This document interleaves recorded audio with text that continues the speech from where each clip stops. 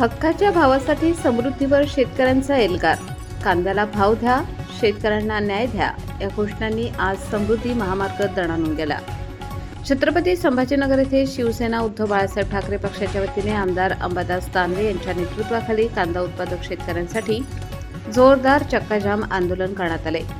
सतत घसरत असलेल्या कांद्याच्या दरामुळे राज्यातील शेतकरी आर्थिक संकटात सापडला असून सरकारने तातडीने हस्तक्षेप करावा अशी मागणी आंदोलनकर्त्यांनी केली.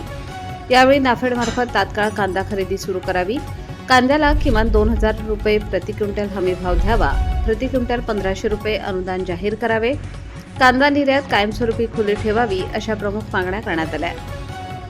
तसेच खतावरील अनुदान थेट शेतकऱ्यांच्या खात्यात जमा करावे, कांदा चाळ उभारणीसाठी 75% अनुदान द्यावे आणि दर्जेदार कांदा बियाणे अनुदानित दरात उपलब्ध करून द्यावे अशी ही मागणी आंदोलकांनी लावून धरली.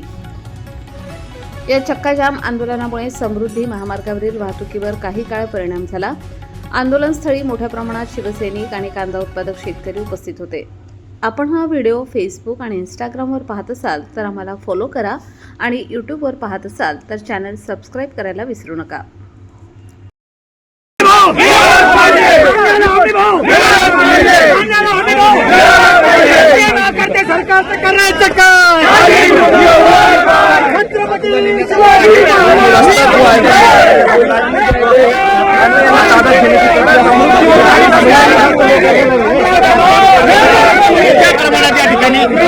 केली जाते तुम्ही बघू शकता. दानवे यांना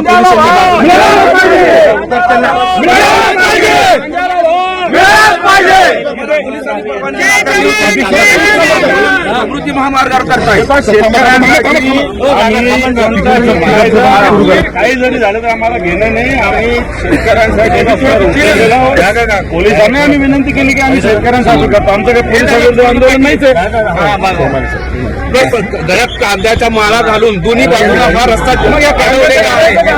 महामार्ग नागपूर मुंबई महत्वाचा महाराष्ट्राच्या जनतेला या प्रश्नाची जाण झाली पाहिजे. हा रस्ता का रोखला म्हणून गाडी